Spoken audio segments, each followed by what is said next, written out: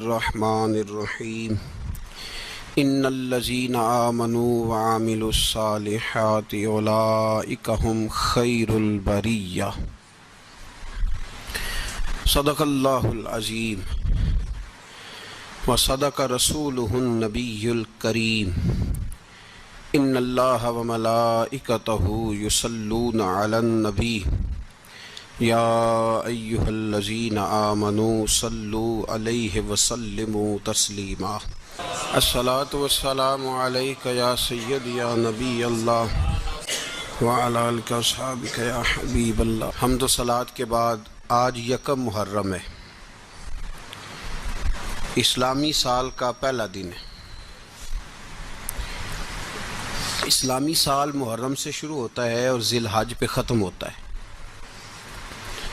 اس بات کا بھی ضرور خیال رکھا کریں کہ ہمارا جو اسلامی سال ہے اس کا آغاز جنوری سے نہیں ہوتا، اس کا آغاز محرم سے ہوتا ہے اور اس کا اختتام دسمبر پہ نہیں ہوتا بلکہ اس کا اختتام ذی الحج پہ ہوتا ہے۔ اسلامی سال کا آج پہلا دن ہے، یکم محرم الحرام، امیر المومنین خلیفۃ المسلمین جانشین مصطفیٰ جبل استقامت اور رسول اللہ کے دین کا بہت بڑا سپاہی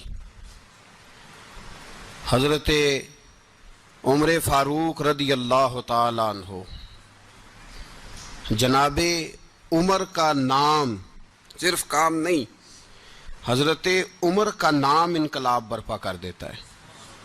حضرت عمر کا نام کفر کے ایوانوں میں جبر، ظلم، شرک کی وادیوں میں جب حضرت عمر کا نام بھی لیا جائے تو بے ایمان کانپنا شروع ہو جاتے ہیں۔ حضرت عمر فاروق رضی اللہ تعالی عنہ، حضرت عمر معمولی شخص نہیں، معمولی آدمی نہیں۔ کچھ لوگ صدیوں کے بعد پیدا ہوتے ہیں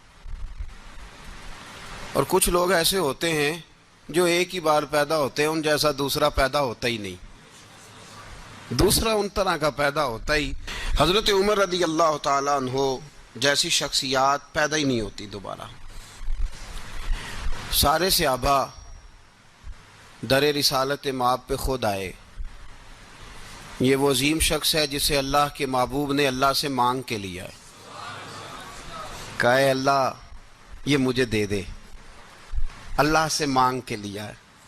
اس لیے صوفیاء کہتے ہیں کچھ مرید ہوتے ہیں کچھ مراد ہوتے ہیں، کچھ مرید ہوتے ہیں کچھ مراد ہوتے ہیں۔ مرید وہ ہوتا ہے جو چل کے آتا ہے، آ کے مرید ہوتا ہے۔ مراد وہ ہوتا ہے جسے کہا جاتا ہے کہ یہ کبھی میرا بن جائے نا، یہ کبھی آ جائے نا، میرا بن جائے، اس کو مراد کہتے ہیں۔ حضرت عمر مصطفیٰ کریم کی مراد ہیں، حضور کی مراد ہیں۔ اللہم اعز الاسلام بے اسلام عمر ابن خطاب، اے اللہ اسلام کو عزت دے دے، میرے عمر کو کلمہ پڑھنے کی توفیق عطا فرما دے۔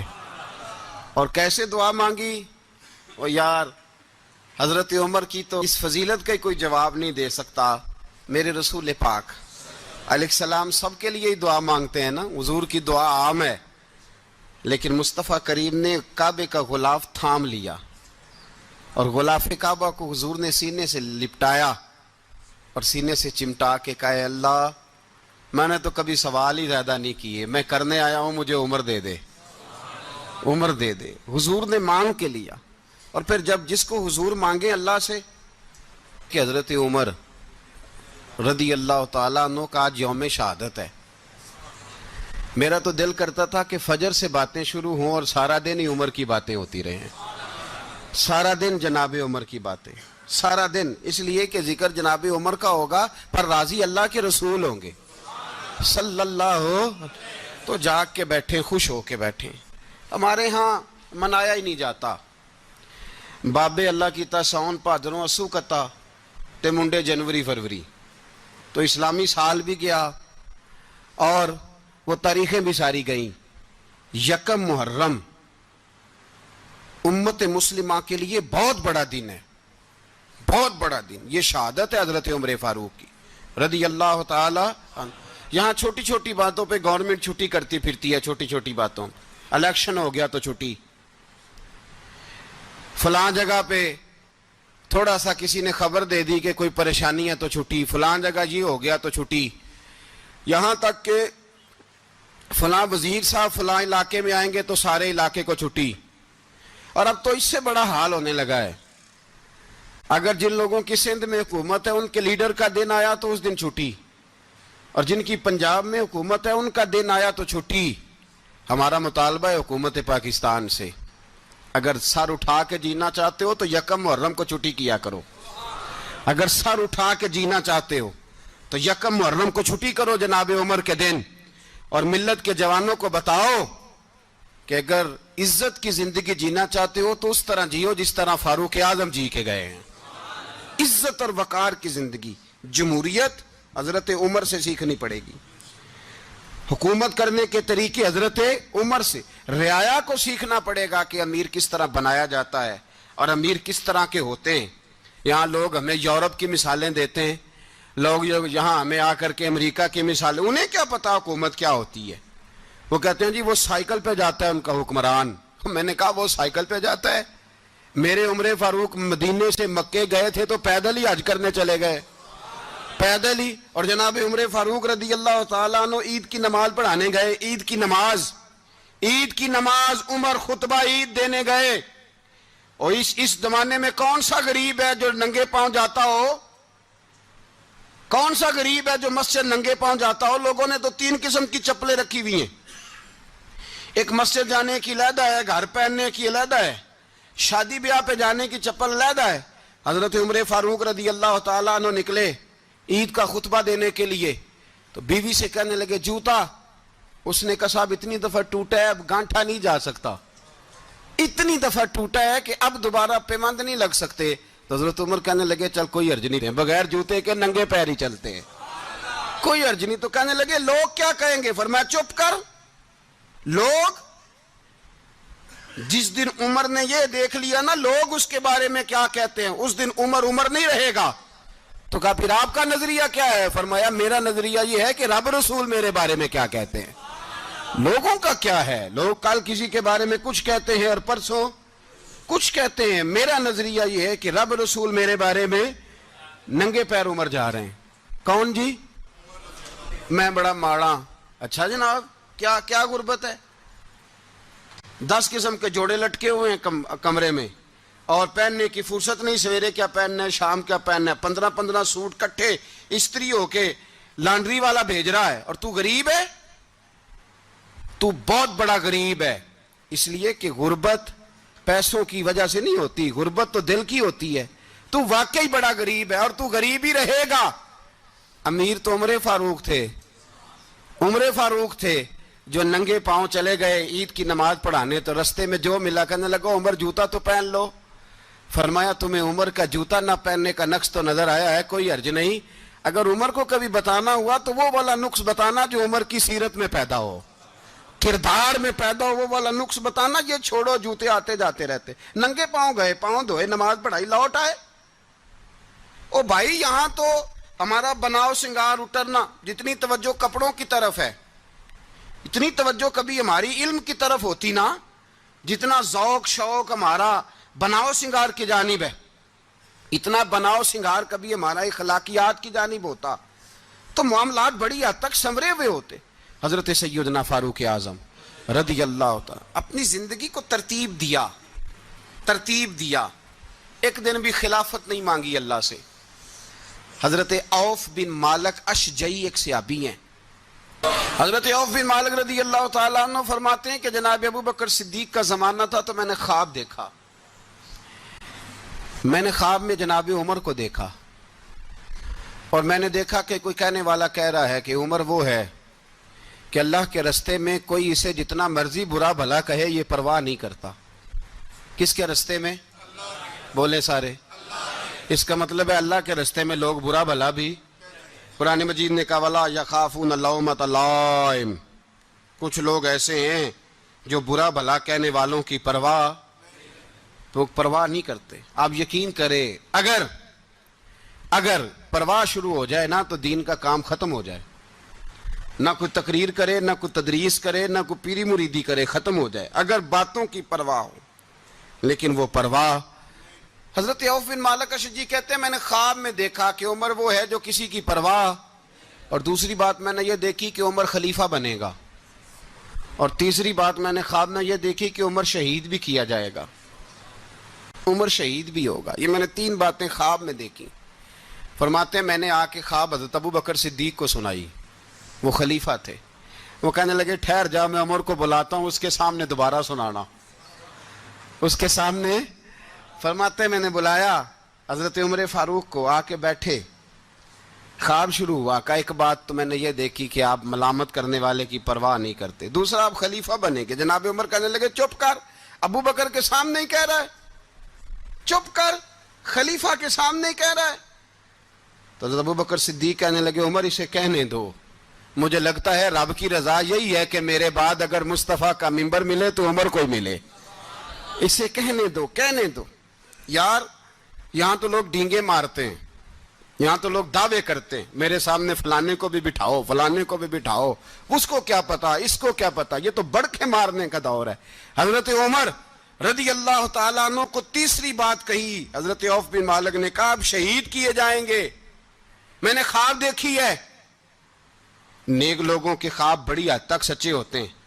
کہا میں نے خواب دیکھی ہے. تو حضرت عمر کہنے لگے شہید تو دلیر لوگ ہوتے ہیں، شہید تو دلیر، جسے سارا زمانہ دلیر کہہ رہا ہے وہ اپنے بارے میں کیا کہہ رہے ہیں؟ کہتے ہیں شہید تو دلیر. میں تو کاہل سا آدمی ہوں، سست آدمی ہوں، میں تو اتنا کام ہی نہیں کرتا. تو یہ خواب تو نے جو دیکھا ہے نا پھر سے دیکھنا.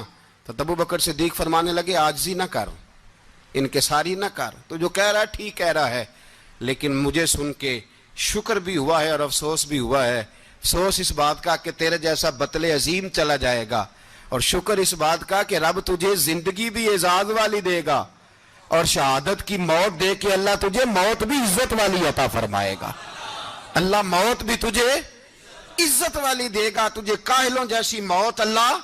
حضرت فاروق اعظم رضی اللہ، او بھائی یہاں تو اس زمانے کا سب سے بڑا مسئلہ پروٹوکول ہے.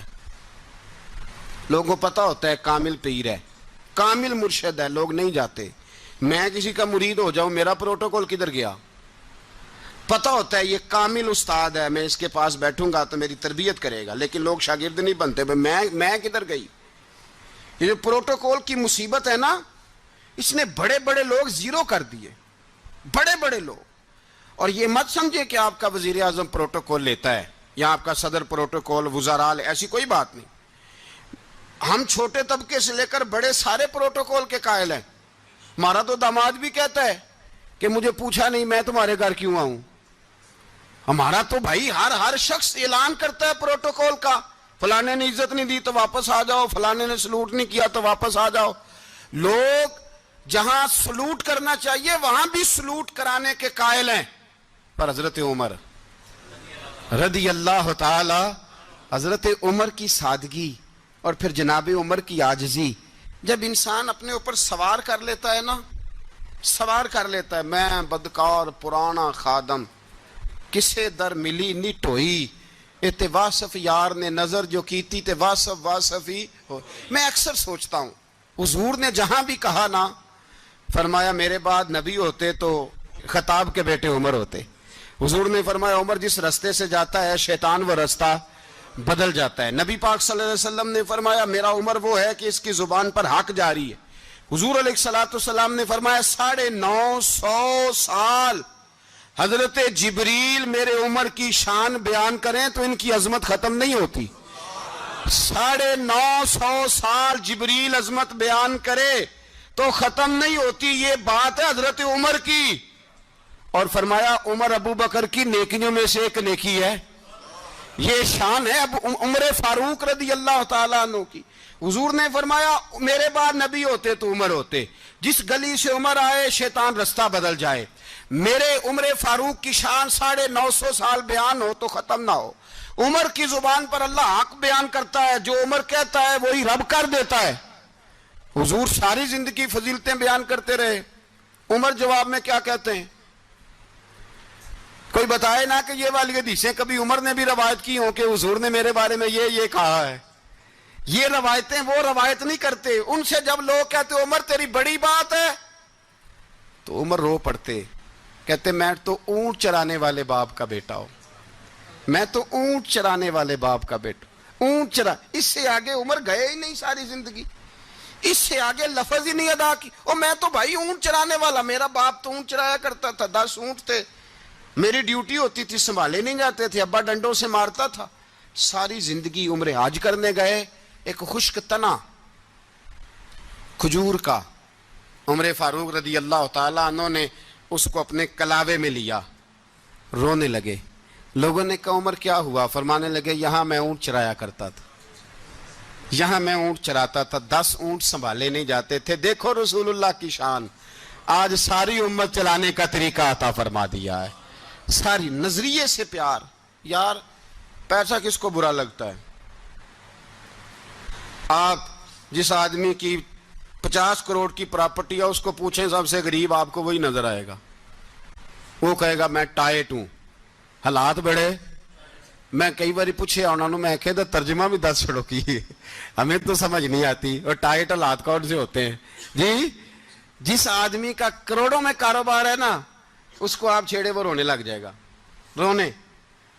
تو کئی میں نے ایسے دیکھے ہیں کرائے کا مکان ہے، ان سے پوچھے صاحب کیا حال ہے؟ تو کہتے ہیں جتنی اللہ نے شان والی زندگی ہمیں عطا کی ہے کسی کو نہیں دی ہوئی. اس کا مطلب ہے خوشی بھی یہی ہے اور غم بھی یہی. اندر سے خوشی ہے، اندر سے ہی. تو نے اگر راضی رہنا ہے تو ادھر سے رہنا ہے، ناراض رہنا ہے تو بس اپنے آپ کو خوش رکھے گا تو ہو جائے گا. سارے صحابہ مل کے آئے، کہنے لگے عمر فاروق سے کہنا ہے نبی پاک کے زمانے میں تو ظاہراً غربت تھی، ابو بکر کے دور میں بھی غربت تھی، اب تو بڑا مال ہے. عمر سے سفارش کرو کہ عمر نیا کرتا پہنا کرے. ملکوں کے سفیر آتے، عمر وہی پھٹی پرانی چادر اوڑھ کے اور وہی کئی جگہ پہ پیوند لگے سوٹ پہن کے سفیروں کے سامنے بیٹھ جاتا ہے. عمر کو مشورہ دو. طے ہو گئی بات. سب نے جب مشورہ دے لیا تو سارے کہنے لگے یہ بتاؤ شیر کی مونچھ کو ہاتھ کون لگائے گا؟ کہنا کس نے ہے؟ بندہ بھی تو ڈھونڈو نا.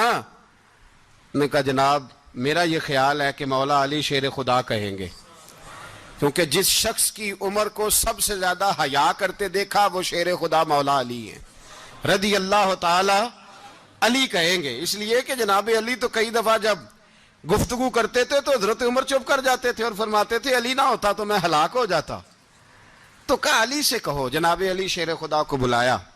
کس کام کے لیے جی؟ اللہ اکبر.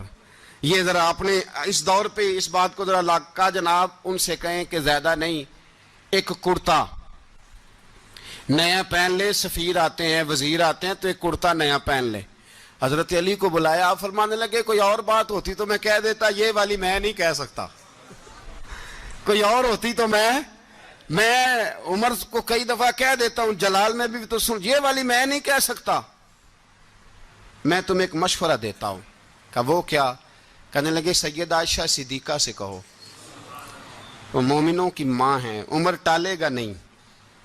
اماں جی سے جا کے کہا اماں جی نیا کرتا عمر سے کہیں پہن لیں. وزیر آتے ہیں، بڑے بڑے لوگ، تو چلو کوئی حرج نہیں. اماں جی نے کہا اچھا کوئی بات نہیں میں بلا لیتی ہوں. جناب عائشہ نے پیغام بھیجا.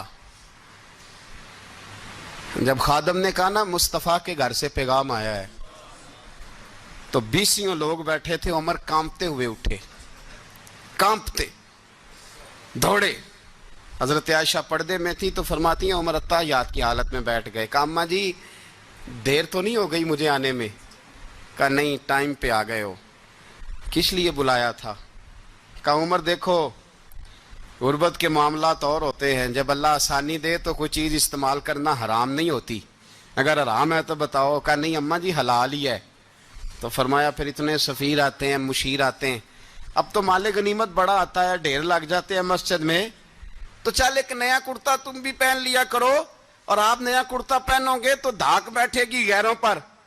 تو صحابہ کا مشورہ ہے کہ آپ نیا لباس پہنے. اماں جی کہتی ہے میں نے حکم دیا تو عمر چپ کر گئے، گردن جھک گئی.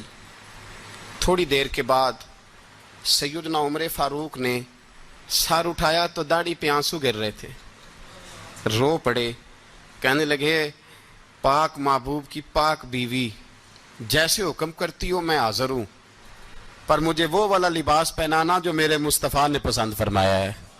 اگر یہ رنگ رسول پاک کا ہے تو میں حاضر ہوں، اور اگر نبی پاک کا نہیں تو پھر جیسے آپ حکم کریں۔ جناب عائشہ کہتے ہیں عمر روئے تو میں زیادہ روئی، میرا پلو بھیگ گیا آنسوؤں سے۔ میں نے کہا عمر آپ جائیے۔ عمر یوں نکلے تو جو صحابہ کھڑے تھے وہ کونے میں تھے، سارے آ گئے، کہا اماں جی کیا بناؤ؟ فرمایا بھائی تم سب جو باتیں کہتے ہو وہ اپنی جگہ ٹھیک ہیں، پر عمر جو بات کرتا ہے وہ سب سے زیادہ ٹھیک ہے۔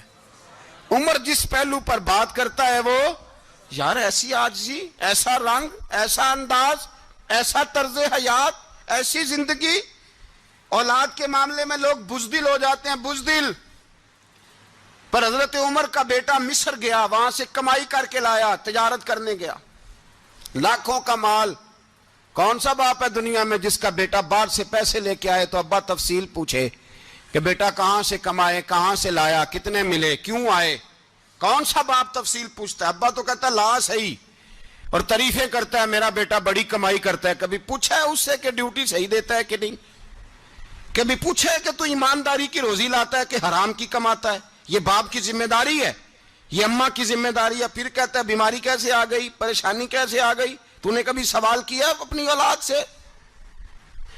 حضرت عمر فاروق رضی اللہ تعالیٰ عنہ کا بیٹا مصر سے پیسے کما کے لایا تو جناب عمر نے بلایا، فرمایا بیٹے اتنی تو تیرے پاس راس ہی نہیں تھی، تھوڑے سے تو پیسے لے کے گیا تھا، اتنی کمائی کیسے ہو گئی؟ اتنے تو پیسے نہیں تھے صاحب، کہاں سے کمائی لائے؟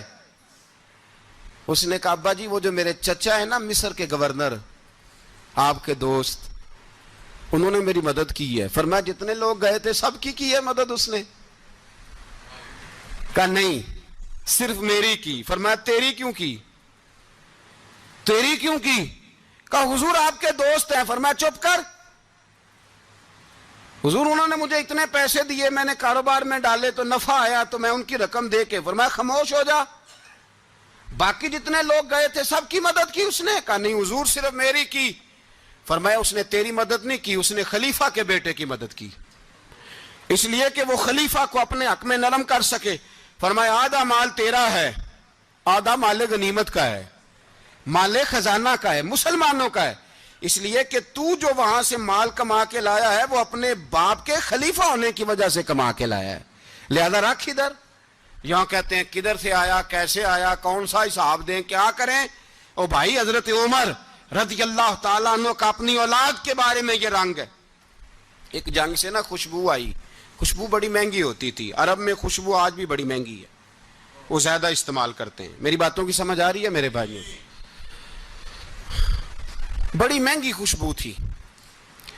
جب وہ خوشبو آئی تو حضرت عمر نے کہا، گھر میں پہلے پہنچی حضرت عمر کے، چونکہ زیادہ عورتیں استعمال کرتی تھی گھر کے اندر خوشبو، مرد بھی لگاتے تھے۔ حضرت عمر نے اپنی بیوی سے کہا، آپ کی زوجہ تو تھی وہ بڑی خوشبو کو پسند کرتی تھی۔ حضرت عمر نے اپنی زوجہ سے کہا کہ خوشبو لاؤ، میں نے ایک عورت کی ڈیوٹی لگائی ہے، وہ خوشبو تول کے نا تو بھائیسا برابر صحابہ میں بانٹ دے گی۔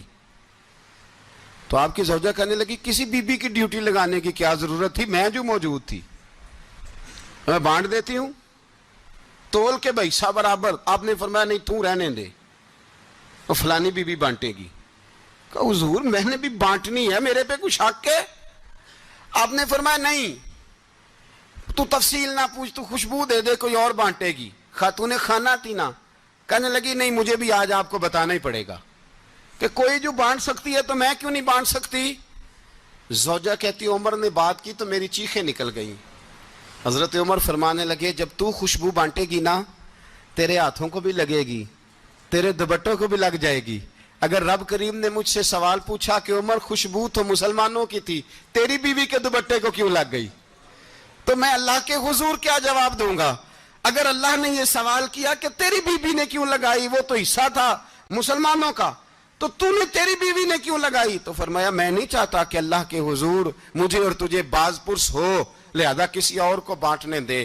زوجہ روئی، اور تڑپ کے کہنے لگی عمر مجھے لگتا ہے صبح قیامت بھی تیری بیوی ہونے کی وجہ سے اللہ مجھے جنت عطا فرما دے گا، تیری زوجہ ہونے کی برکت سے۔ بھائی یہ معیار رکھا، خدا کی قسم ایسا شخص تاریخ میں دوبارہ نہیں آیا۔ اتنا بڑا آدمی، اتنا بڑا شخص، اتنا بڑا آدمی، اور پھر رنگ یہ ہے کہ عمر 22 لاکھ مربع میل کا حکمران، 22 لاکھ، اور کھجور کے درخت کے نیچے مٹی کا ڈھیلا لے کے سو گئے ہیں، پرواہ کوئی نہیں، کوئی مسئلہ ہی نہیں۔ 2 غلام ساتھ بیٹھے تو ایک روٹی حضرت عمر نے گھر سے منگوائی، تھوڑا سا سرکہ، تو غلام کہنے لگے ہم نے بھی کھانی ہے۔ فرمایا کوئی حرج نہیں، روٹی کو پیٹ بھر کے کھانا ضروری تو نہیں، 3 حصوں میں بانٹ لیتے ہیں۔ ایک آدمی آیا ہوا تھا مصر کا رہنے والا ملنے کے لیے، اس نے پوچھا عمر کدھر ہیں؟ تو کہا وہ ادھر جاؤ مسجد میں بیٹھے ہوں گے، اور واپس آیا تو کہنے لگا وہاں تو 3 غلام بیٹھے ہیں، ایک روٹی بانٹ بانٹ کے کھا رہے ہیں، لگتا ہے کئی دنوں سے روٹی نہیں ملی۔ کہا 3 غلام تو کوئی نہیں، وہاں 2 ہی تھے، تیسرے تو امیر المومنین تھے۔ اس نے کہا نہیں نہیں 3 غلام ہیں، کپڑے بھی ایک طرح کے پہنے ہوئے ہیں، بلکہ 2 کے تو پھر صحیح ہیں، تیسرے کے تو زیادہ ماڑے ہیں، کپڑے بھی ایک طرح کے، کھانا پینا بھی ایک طرح کا، اور ان کا نشست برخاست بھی ایک طرح کی ہے، لہذا کوئی فرق نہیں۔ حضرت ابو ہریرہ کہتے ہیں میں لے کے آیا، اور جناب عمر کو جب میں نے کچی زمین میں تامت سمیٹ بیٹھے دیکھا تو میں رو پڑا۔ میں نے اس مصر سے آنے والے کو کہا تو اس کے جلوے دیکھ، اگر اس کی ذات میں اتنا حسن ہے تو محمد عربی کا مقام کیا ہوگا؟ یہ مقام غور ہے، مقام غور۔ 10 محرم کو لوگ دیگے پکائیں گے نا؟ نہیں پکانی ہے؟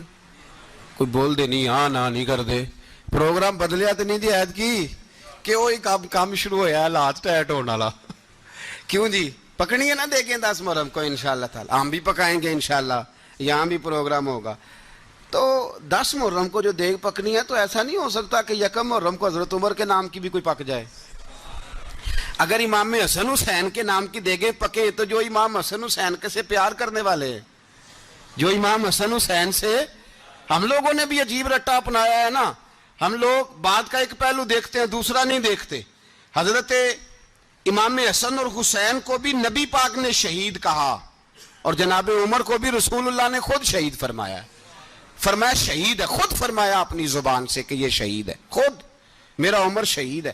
تو ان کے نام کی دیگ نہیں پکنی چاہیے، اس طرف نہیں ہماری توجہ ہونی چاہیے۔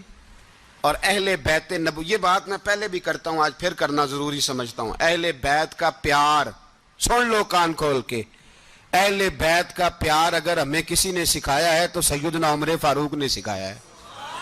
اہل بیت نبوت کی محبت اگر کسی نے سکھائی ہے تو کس نے سکھائی ہے؟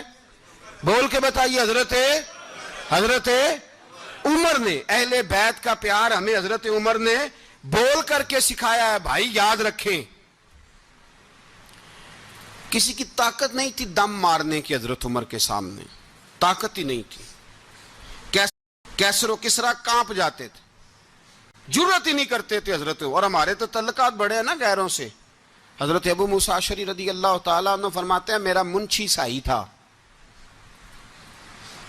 وہ کاتب کہتے تھے وہ لوگ، میرا حساب کتاب عیسائی تھا۔ تو فرماتے ہیں ایک دن میں نے وہ سارا حساب کتاب لین دین کے حضرت عمر کو دکھائے تو فرمانے لگے جس نے لکھے ہیں اس کو بلاؤ۔ کہنے لگے حضور مسجد نہیں آ سکتا۔ کیوں نہیں آ سکتا؟ کہنے لگے وہ عیسائی ہے۔ کہتے ہیں حضرت عمر جلال میں آ گئے، آپ فرمانے لگے جنہیں رب دور کرتا ہے تم کیوں قریب کرتے ہو؟ جنہیں اللہ دور کرتا ہے۔ فرمایا تم غیروں کو اگر عہدے دو گے تو اپنوں کا کیا بنے گا؟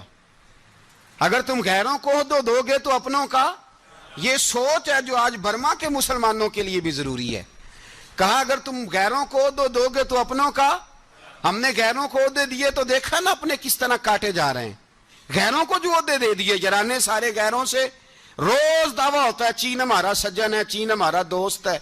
او بھائی دوست ہے تو اس سے کہو نا کہ برما تو تمہاری ایک چھوٹی سی ریاست ہے، چین کے بغیر تو وہ سانس بھی نہیں لے سکتا، اس کو کہو نا اس حکومت پہ دباؤ ڈالے۔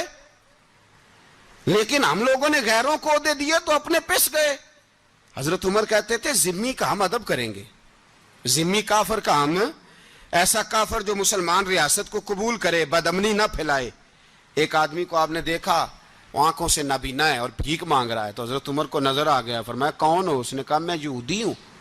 فرمایا بھیک کیوں مانگتے ہو؟ کہا جب تک تندرست تھا مسلمانوں کو جزیہ دیتا تھا, بوڑھا ہو گیا ہوں کیا کروں. حضرت عمر نے گھوڑے کی پشت پہ بٹھایا, کافر کو گھوڑے کی پشت پہ بٹھایا اور بٹھا کے مدینے لائے. حضرت علی شیر خدا وزیر خزانہ تھے. فرمایا علی اس کا وظیفہ جاری کرو. کہا یہ کون ہے؟ فرمایا یہ یہودی ہے لیکن یہ ہمیں جزیہ دیتا رہا, بوڑھا ہو گیا بیچارہ, بھیک مانگنے پہ مجبور ہے, ہماری حکومت کے اندر رہتا ہے, اس کا پورا وظیفہ جتنا خرچہ اتنا وظیفہ لگاؤ.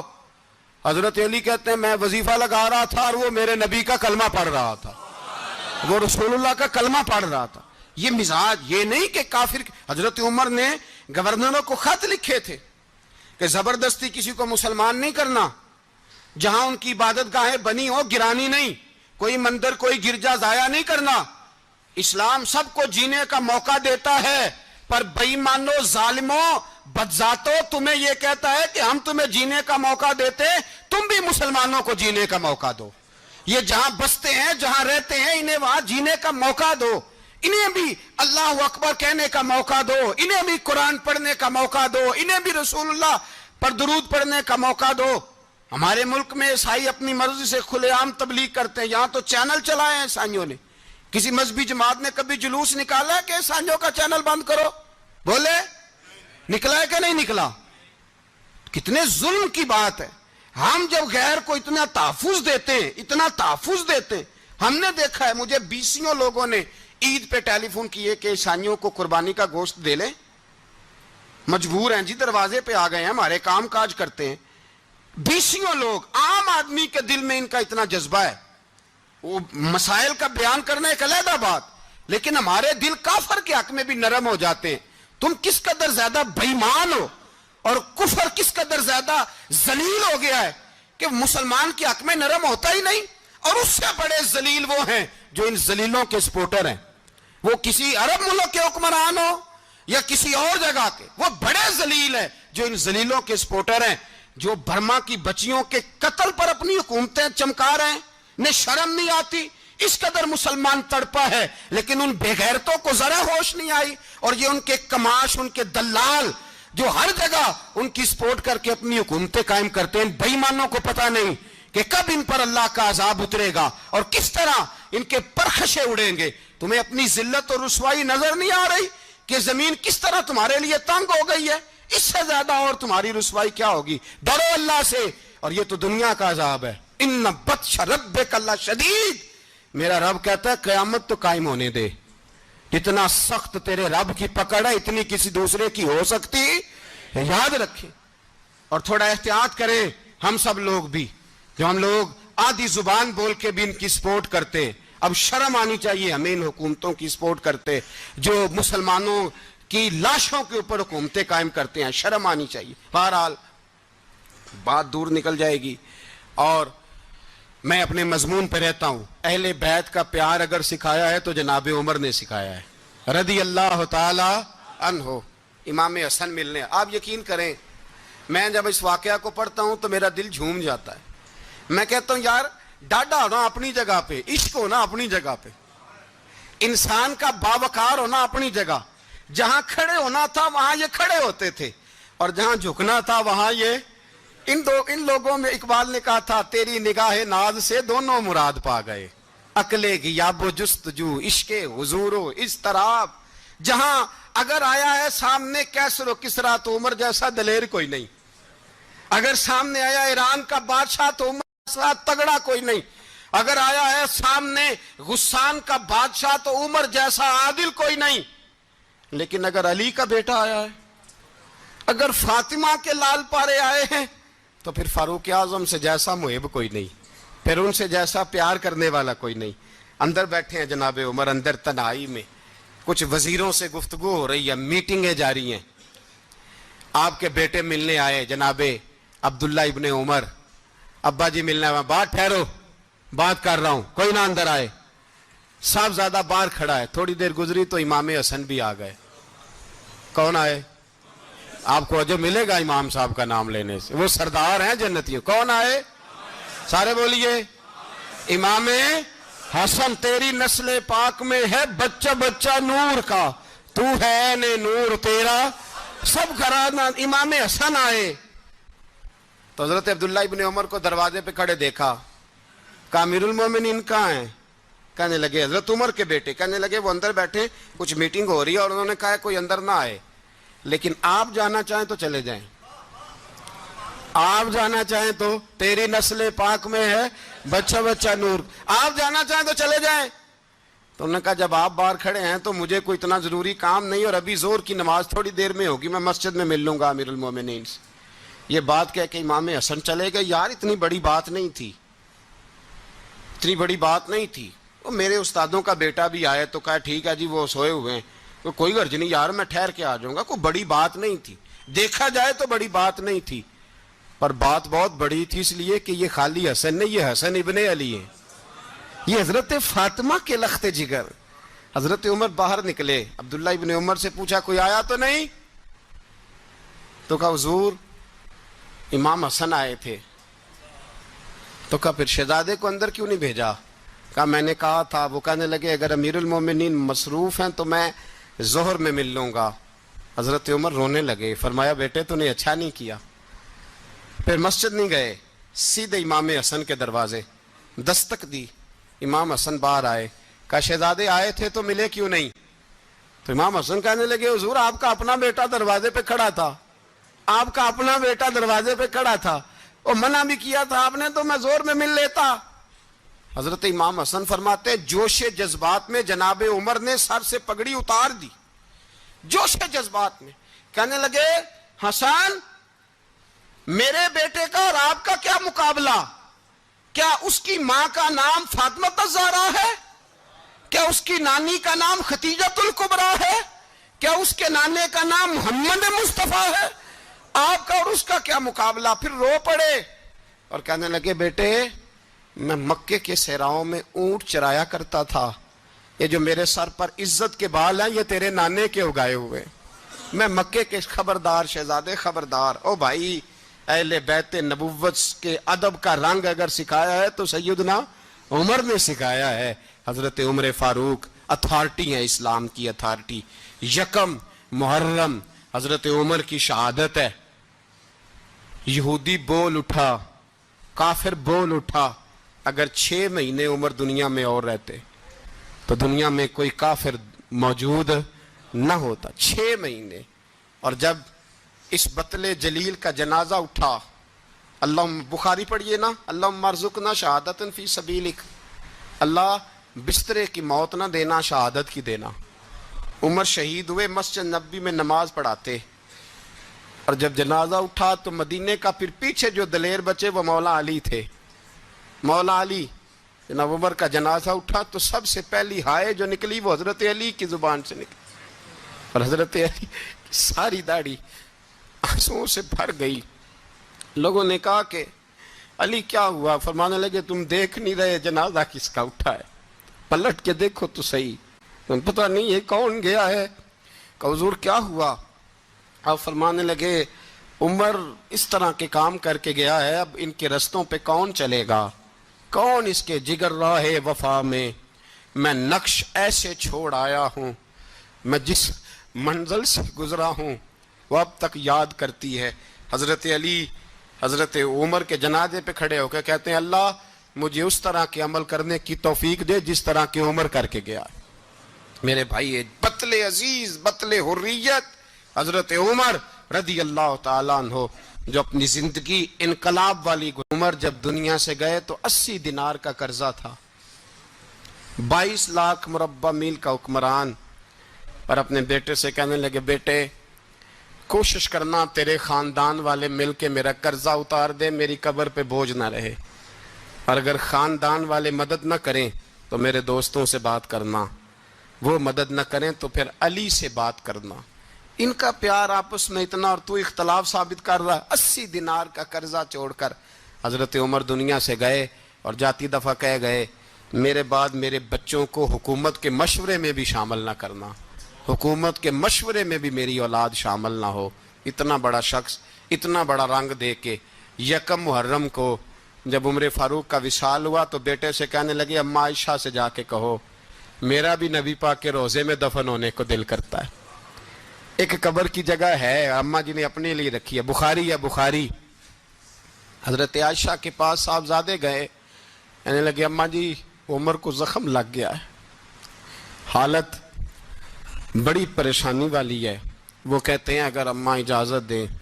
سید عائشہ رو پڑی، فرمانے لگی کہ وہ اپنی قبر کی جگہ تو نہیں نہ کسی کو دیتا، پر عمر نے کمال ہی بڑا کیا. اسے کہو جاؤ گنبد خضرا میں قیامت تک جو مصطفیٰ پہ اور ابو بکر پہ سلام پڑھے گا وہ تجھ پہ بھی سلام پڑھ کے جائے گا. جاؤ میں نے جگہ دی. اعلیٰ حضرت فاضل بریلوی رحمۃ اللہ علیہ فرماتے ہیں وہ عمر جس کے آدھا پہ شیدہ شکر، اس خدا دوست حضرت پہ لاکھوں سلام. اس خدا دوست حضرت پہ آپ یقین کریں، ممبر پہ بیٹھا ہوں، حضرت عمر کا جب نام لیتا ہوں تو میرے وجود کے رونگٹے کھڑے ہو جاتے ہیں. حضرت عمر کی زندگی جب پڑھتا ہوں تو لگتا ہے خدایا ایسے شخص بھی دنیا میں آئے، ایسے لوگ بھی دنیا میں ہو کر گزرے، ایسا شخص بھی آیا جس نے دنیا ساری اسلام کی گرویدہ کر دی. اور وقت آیا تو چرواہوں سے معافیاں مانگ مانگ کے کہا کہ دیکھنا عمر کے بارے میں دل میں بات کوئی نہ رکھنا. اسی لیے قرآن نے کہا ان الذین آمنوا وعملوا الصالحات اولئک ھم خیر البریہ. فرمایا جو ایمان لانے کے بعد اچھے عمل کرے سب سے بہتر وہی ہے. دعا ہے اللہ ہماری نسل کو حضرت عمر کے نقش قدم کا مسافر بنائے. آخر دعوانا